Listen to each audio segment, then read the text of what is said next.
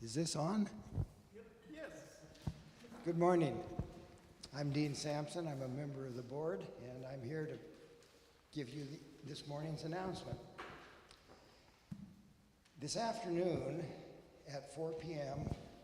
at the Bainbridge Island Museum of Art, there is the Trance Day of Remembrance, and it is a discussion panel how we simultaneously hold gratitude and sorrow for lives lost but not forgotten.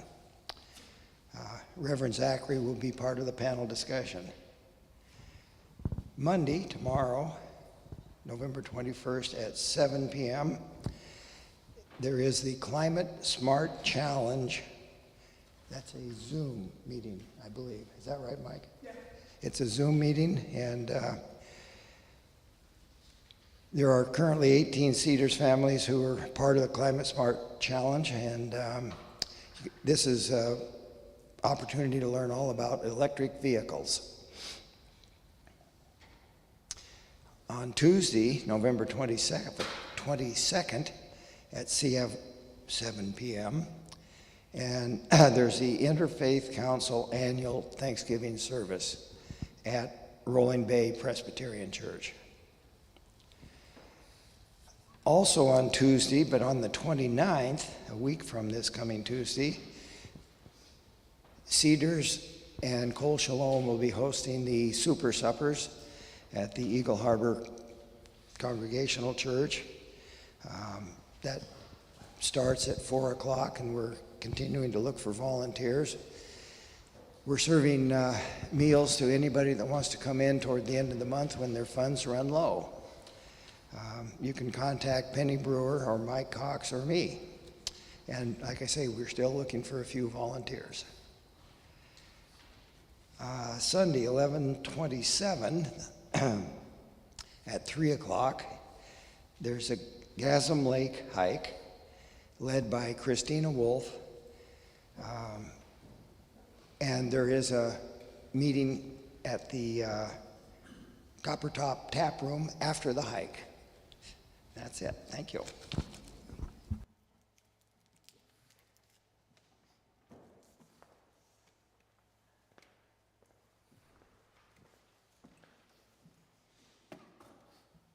Good morning, everyone. Thank you all for being here. It's lovely to see a lot of familiar faces and some familiar faces we haven't seen in a long while. So if you haven't noticed, look around the room, absorb everyone that's come, everyone that's coming in. And I'd like to thank everyone who brought donations for the food drive today. The table is buckling right now because of all the weight. So truly, thank you. It's going to help a lot of families this holiday season. Before we move further into our service, let's pause to acknowledge that members of our congregation occupy the ancestral, traditional, and contemporary lands of the Coast Salish tribes.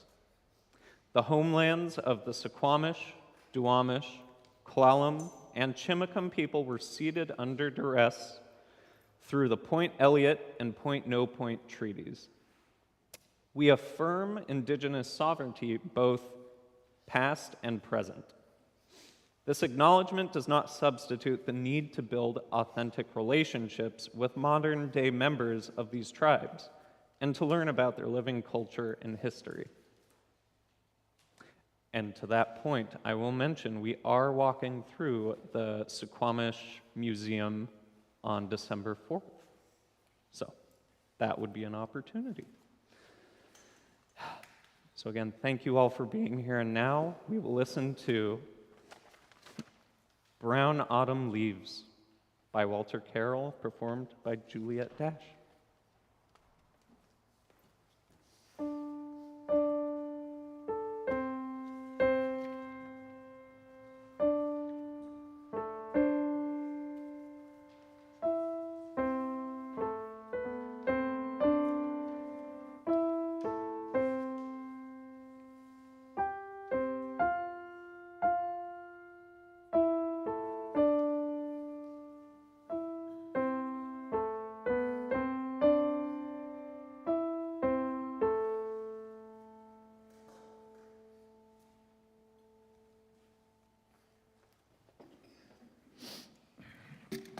Good morning. Another time. We got 3 good mornings. My name's Mike Cox, and I'm working today with Archer. I want to thank Archer for pulling this service together, for pulling the food bank together. Thanks, Archer. And thanks, Juliet, for gracing us with your presence again. Very well. Thank you. And of course, for everybody who set it up, and people I haven't seen for a while. Donna Moore. Yay! And I'm sure there are others, but Donna is, yeah. And thank you, Jane. I assume you got it picked her up, so much appreciated. Before we start, I just wanted to have a moment of silence and reflection for what happened in Colorado Springs a couple days ago. And, you know, I could get emotional and just say, this is crazy, and you all know that. So all I can say is, here and people watching, let's just take a moment to silence to reflect and think about the tragedy that's happened, and seemingly tragedies happen every single week.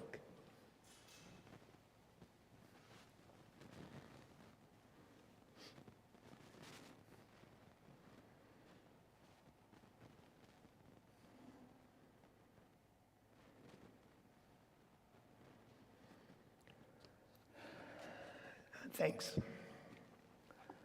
So Cedars is committed to being a welcoming and inclusive community.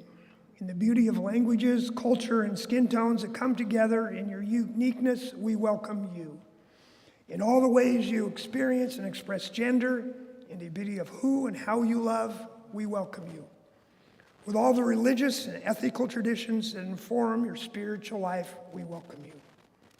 You're invited to join us today and always with an open mind, a loving heart, and willing hands. So for my reflection today, I want to start talking about my mom. My mom was a great person. She raised 5 kids, kind of by herself. My dad worked all the time. She had some tragedies. She had a baby die at 3 months, and she had her daughter who was killed in a hit-and-run accident when she was 16 years old. So she suffered incredible loss that I've never been able to know. But she had, and how it relates to this service is that she had a note in the kitchen that as a kid, you know, I was a knucklehead kid. I was a pre-teenager and teenager. All I cared about was me, right? So I never really understood. But it was a JFK quote of 1961, I think, that said, ask not what your country can do for you, ask what you can do for your country. She had it in the kitchen. And again, at the time, I really didn't understand that. She died young, 49. I was 19. The memorial service, which is a great memorial service, people started coming up after the memorial service and telling me how she was just a pillar of the local community, how she volunteered at the library, at the schools, at the homeless shelter, and this idea of service. She said she was an incredible servant to our community. And I didn't know that. I didn't know that. As I said, I was a preteen and a teen, and my life seemed much more important than the great things my mom was doing. But I carried that over into my life. But for the next 2 decades, to be honest, I seemed to move around a lot. So I never really had a place that I thought was my community until I came to Bainbridge Island.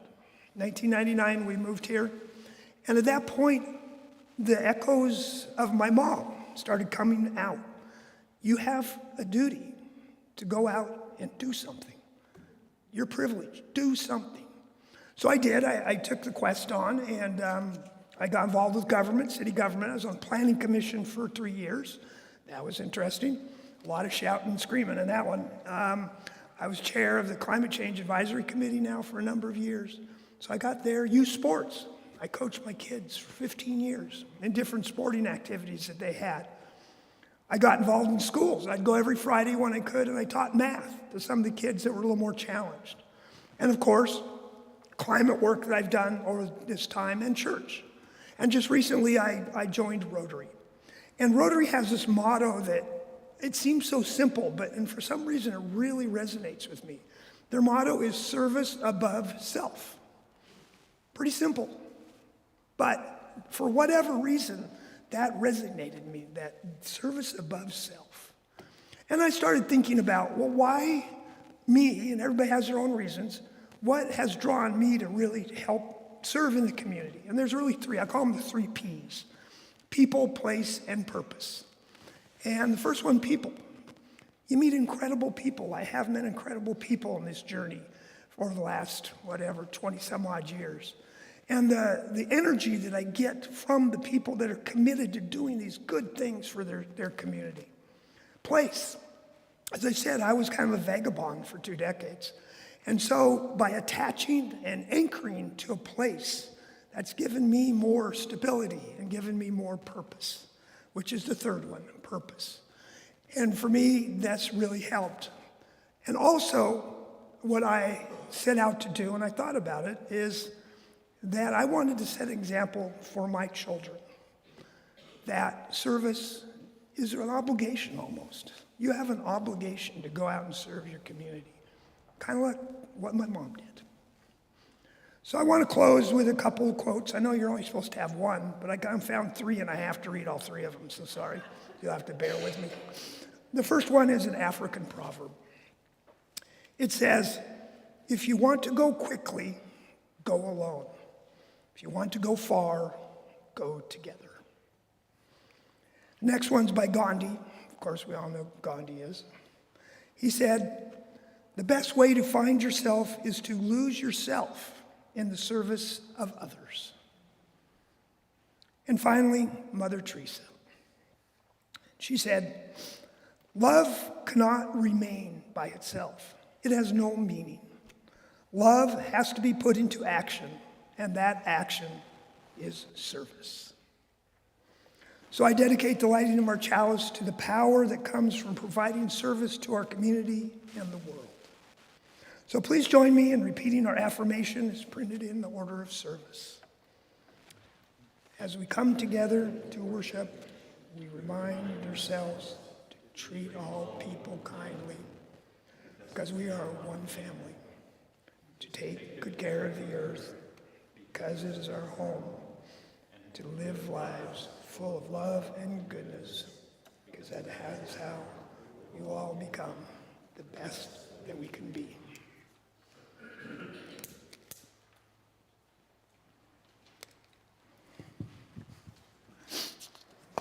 So that's our first hymn that Juliet's going to play. It's number 389, Gathered Here. So as you're able and willing, let's stand up and let's sing. And, I forgot, please don a mask for the singing. If you don't have a mask, Tyler's in the back. He can get one for you. So, okay, Juliet. Again, if we could all don our mask as we sing, that's pretty important. We're going to sing this through 2 times, and we will be led in by Juliet.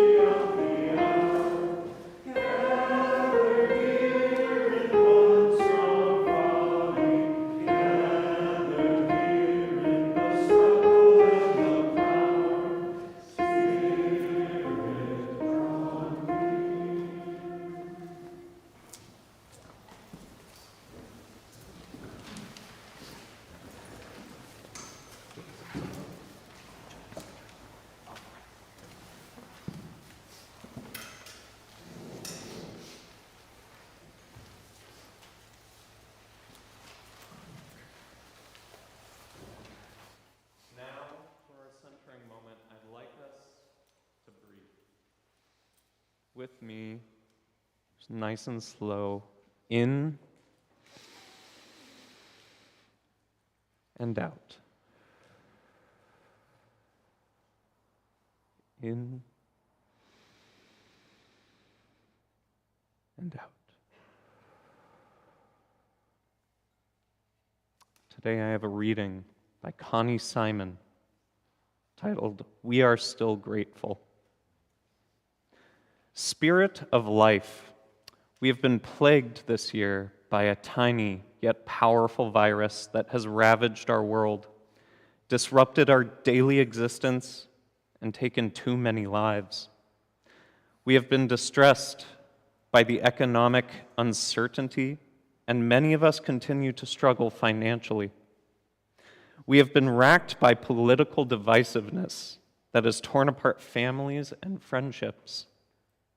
We have been troubled by racial injustice and prejudice that continues to divide us at a time when we need one another more than ever. We are tired. And still, we are grateful. Grateful for the earth that produces the food that we eat. Grateful for the hands that grow it, tend to it, deliver it, and prepare it. Grateful for the warmth of the sun and shelter from the cold. Grateful for those who work to heal our sickness. Grateful for our families and our friends, even though we may find ourselves apart this Thanksgiving. Grateful for another and the opportunity to begin again in love, to address our differences and mend our relationships. Grateful for the gift of life itself. We are grateful. If we could breathe one more time. Breathe in and out. Thank you.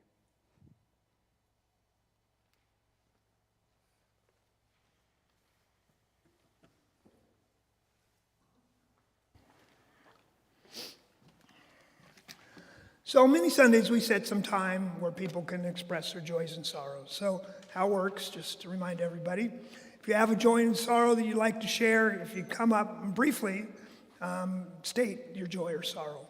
For sorrow, place a stone in the bowl so that we may share your burden. For joy, pour a little water in there so we can all share in that joy.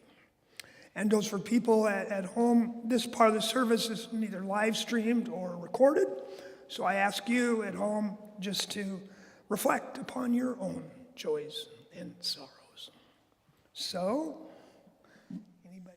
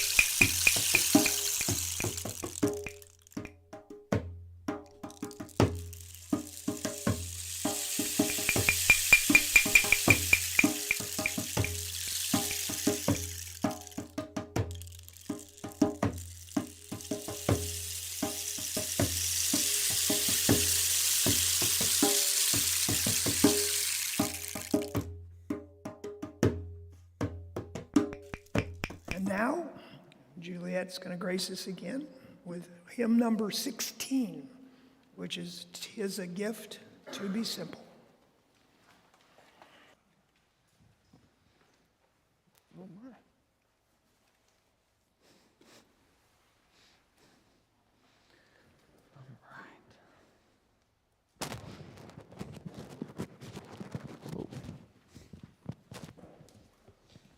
Darn mask makes it hard.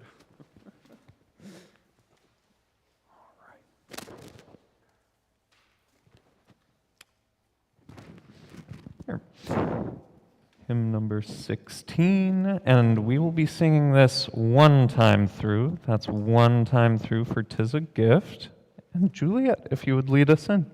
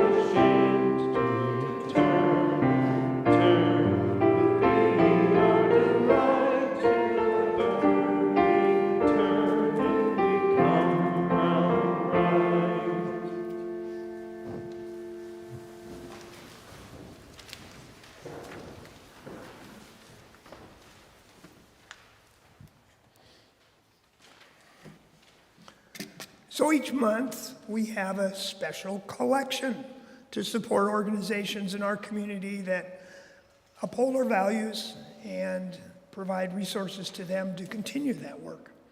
Today, we're going to be collecting donations for something called the Christmas Child Campaign. This is a program run by Fishline. Fishline, for those who don't know, it's in Paulsbo. It's a food bank and it does lots of other things. And this program, what this program does, it helps families to provide gifts and provides meals for families. Last year, almost 450 kids received gifts because of this program. And Fishline in general is just a great program. So if you'd like to receive a tax deduction for this donation, you can write a check payable to Cedars, UU Church, and in the memo line say Fishline. Or you can send a check to Cedars office by November 30th, or the old-fashioned way, just throw some money into the bin. Not the bin, what do they call it? Basket. So, and if you're visiting for the first time, feel free to let the basket go by. We're just happy that you're here as our guest and that you're with us. So, will the ushers, Tyler and Rod, pass the collection plates around? Thank you.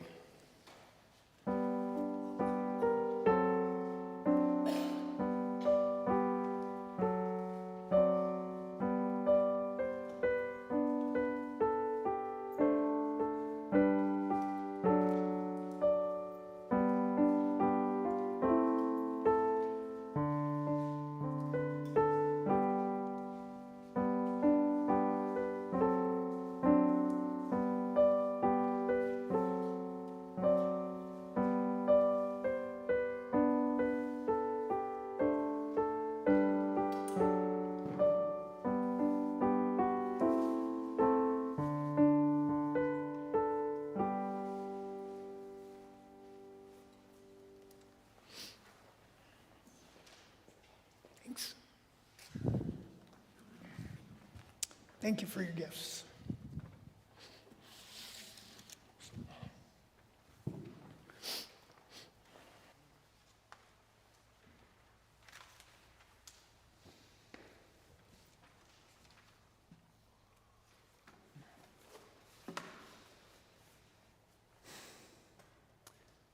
This holiday season, I want us to focus in on community. And it's the perfect month, too, because we seem to be thinking a lot about community, gathering here for church, giving to our community through the food drive, helping, sharing our sustenance. Us gathering each week is one way that we affirm we are in fact in community with each other.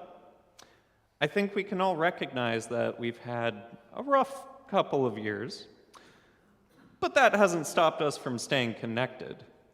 We thrive simply by showing up for each other, whether you've attended every Sunday for the past however many months or if it's your first day back.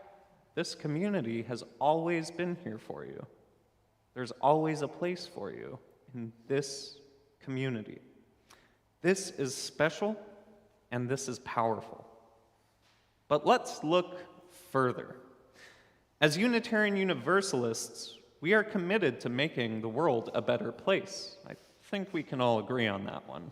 We want the world to be better. We recognize that in our endeavors that we are part of the solution, whether big or small, we are a part. And we make efforts to help communities locally, nationally, and globally. Just being here today means you are in community with the very people that we help. We reach out, we touch those communities, and you are a part of that. So now, I'd like us to think, what do we do to help our community thrive, our local community, our global community? How do we help? Is there an organization that you assist in your free time? Get your hands dirty? Is there a charity that you may donate to, but you feel it makes a really huge impact? Are you maybe not involved and you've been curious, how can I start? Where can I start? Well, I think we have a lot of good experiences in this room to help with that. So, I would like us all to break into small clusters, tiny groups, and to share our experiences of how we have helped our community. It doesn't have to be in the past week, it can be last month. You went out and you helped plant a garden. And if you don't have an example, lots of examples out on that table. So please, let's look around the room, find someone to share with. I'd like to see groups of 3 or 4 and try to connect with someone you haven't connected with before. So please, let's all share.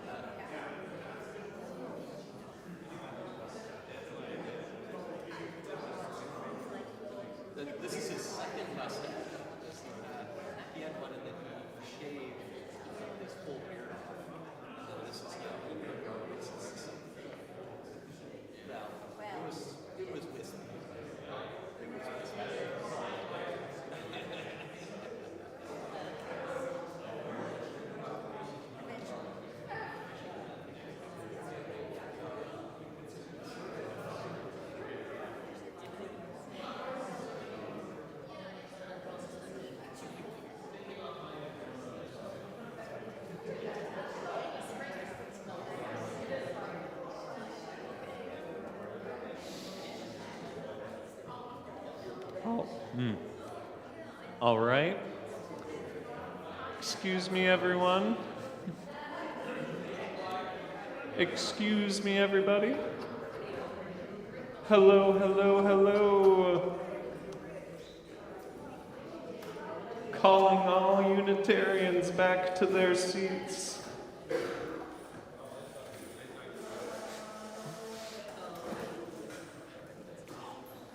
I'll come take a look.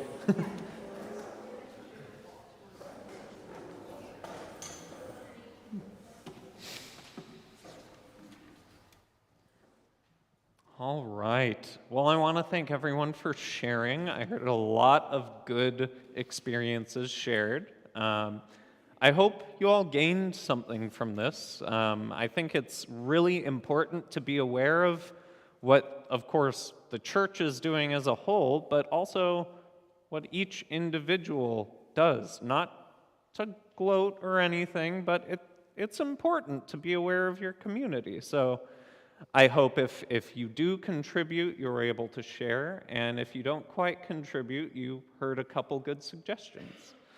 But again, today's service is truly and holistically about community, why we're grateful for contributing to community, why we're grateful for everyone here in this room and at home, why we are grateful to be together.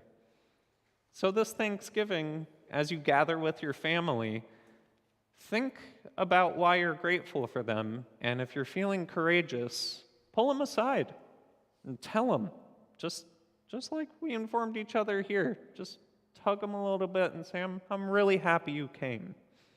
Because I can tell you all right here, right now, I am very happy that you came today. And now, we will be singing hymn number 317, We Are Not Our Own. If we could don our masks.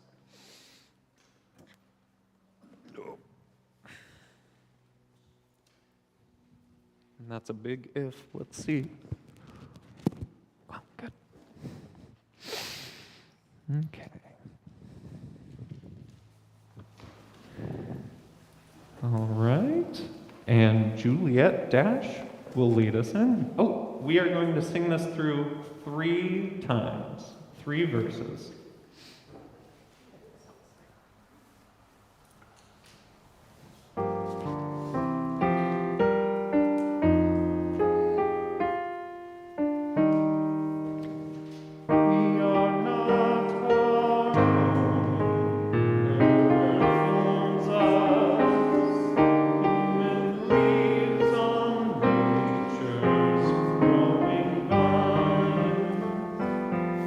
Of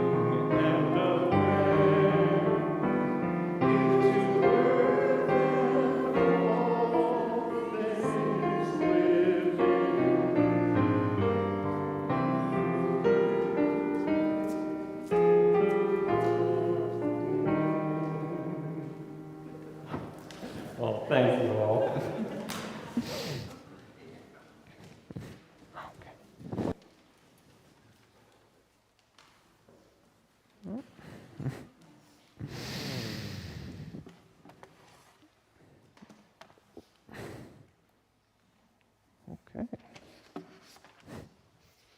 Oh, Mike. Do you want to extinguish the chalice?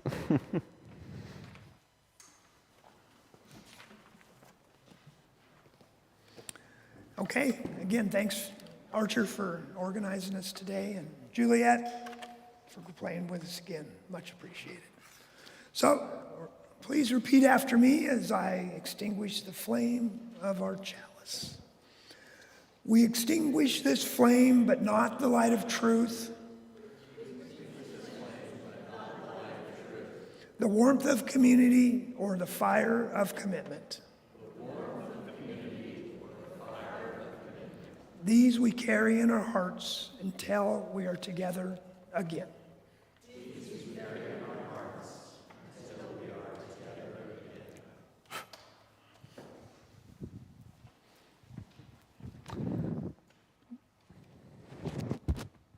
For our benediction today, I'm taking a reading out of the hymnal, reading number 580, The Task of the Religious Community.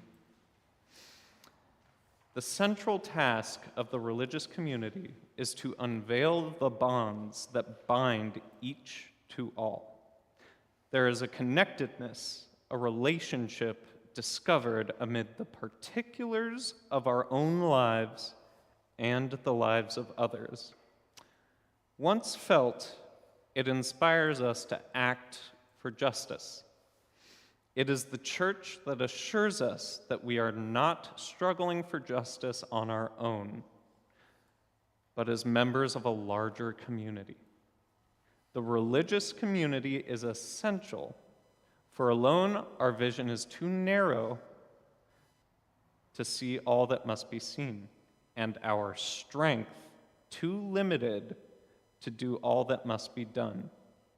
Together, our vision widens and our strength is renewed. That comes from Mark Morrison Reed. So, again, thank you all for being here today. It was a lovely, lovely day to hold this service. We gathered a lot of food for Helpline House and Fishline, so do know that goes directly to families, and that helps. And now, we will listen to the prelude as printed in your order of service.